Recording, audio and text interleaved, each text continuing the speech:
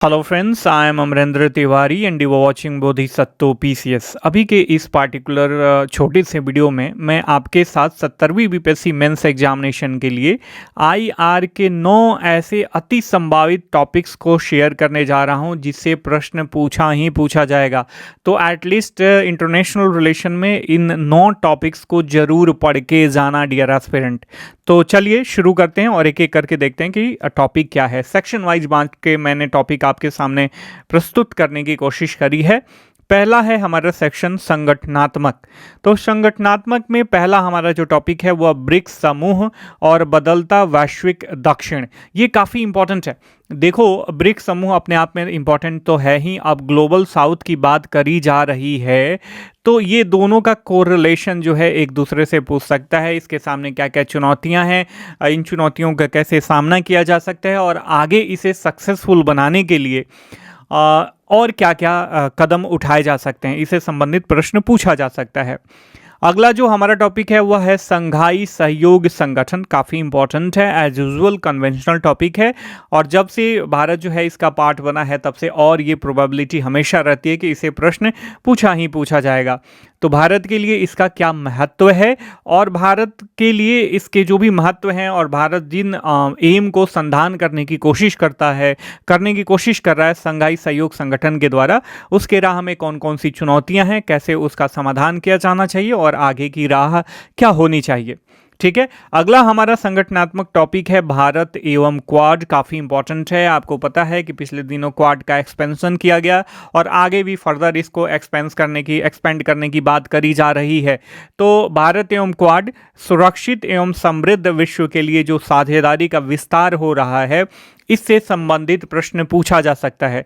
तो संगठनात्मक टाटमिस ऑर्गेनाइजेशनल जो टॉपिक्स हैं, ये 3 टॉपिक्स हाईली प्रोबेबल हैं और यहाँ से प्रश्न पूछे जाने की पूरी संभावना है डियर एस्पिरेंट्स। ठीक है। अब अगला बाइलेटरल या ट्राइलेटरल रिलेशनशिप की बात कर लेते हैं। देखो, वैश्विक आयाम में देखें ना तो अभी इंटरनेशनल रिलेशन में द्विपक्षीय कुछ रह नहीं गया है।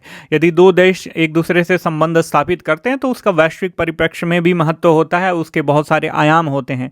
लेकिन फिर भी रिलेशन में द्विपक्षीय, त्रिपक्षीय, चतुर्पक्षीय बात करी जाती है, तो ये द्विपक्षीय बात करी जा रही है डियर एस्पिरेंट। तो इसमें जो हमारा पहला इंपॉर्टेंट टॉपिक है वो भारत और कनाडा संबंधों में जो गिरावट आ रही है और ये गिरावट की जो मतभेद के मुख्य मुद्दे हैं और आगे की राह क्या होने वाली है। क्या भारत और कनाडा के संबंध हमेशा से फ्रीज होने वाले हैं या इसमें उष्णता आएगी आगे चल के, ये इससे संबंधित टॉपिक्स पूछा जा सकता है। हाईली प्रोबेबल है ये टॉपिक। ठीक है। इसके साथ साथ जो हमारा अगला टॉपिक है द्विपक्षीय संबंधों की बात करें तो वो बांग्लादेश में जो राजनीतिक संकट आया है ना, वो भारत के लिए क्या क्या चुनौतियां पैदा कर रहा है, भारत को इसे कैसे डील करना चाहिए। क्योंकि जैसे एक तरफ मानिए कि इधर पाकिस्तान अस्थिर हो चुका है, यदि बांग्लादेश भी डिस्टेबल होता है तो ये भारत के लिए खतरे की घंटी है। चाइना इंटरफेयर करने की कोशिश करेगा, अमेरिका का पूरा इसमें इन्फ्लुएंस होगा और घर फूटे गमार लूटे वाली बात हो जाती है। जब देश में राजनीतिक अस्थिरता आती है, लोकतंत्र धराशायी होता है, तो कई सारे जो है वैश्विक प्लेयर उसको और डिस्टॉर्ट करने की और अपना पक्ष पोषण करने की कोशिश करते हैं। तो इसको आप ध्यान में रखना, काफ़ी ज़्यादा इंपॉर्टेंट है डियर एस्पिरेंट। अगला हमारा इंपॉर्टेंट टॉपिक है, यदि वैश्विक आयामों को देखें, ग्लोबल संगठनात्मक तरीके से देखें, काफ़ी इंपॉर्टेंट है। तो वैश्विक शासन में आजकल देख रहे हो कि जो भी इंटरनेशनल ऑर्गेनाइजेशन है वहाँ से अमेरिका अपने आप को विड्रॉ कर रहा है। तो क्यों विड्रॉ कर रहा है? अंतर्राष्ट्रीय मंचों से अमेरिका का अलग होने से क्या प्रभाव पड़ सकता है इंटरनेशनल रिलेशन में, ठीक है, या वैश्विक आयाम पे?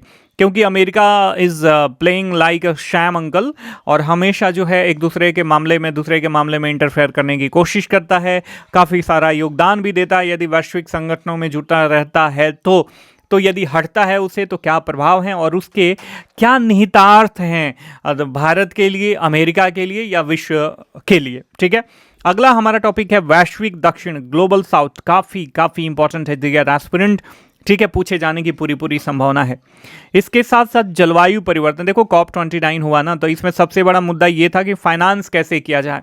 जो जलवायु परिवर्तन हो रहे हैं उनसे उत्पन्न जो चुनौतियां हो रही हैं उसको मिटिगेट करने के लिए फाइनेंसिंग की जो व्यवस्था करी जा रही है, ये थोड़ा सा कॉम्प्लिकेटेड मुद्दा है।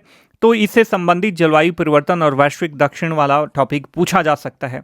इसके साथ साथ देखो, वैश्विक शासन में आप देखोगे जो इंटरनेशनल ऑर्गेनाइजेशन है उसमें कुछ ही देशों का बोलबाला रहता है, मतलब वर्चस्व रहता है, और अन्य देश जो ग्रोइंग इकोनॉमी है, जो वैश्विक आयाम पे उभर के सामने आने की कोशिश कर रहे हैं, उनको बहुत ज़्यादा महत्व नहीं दिया जा रहा है।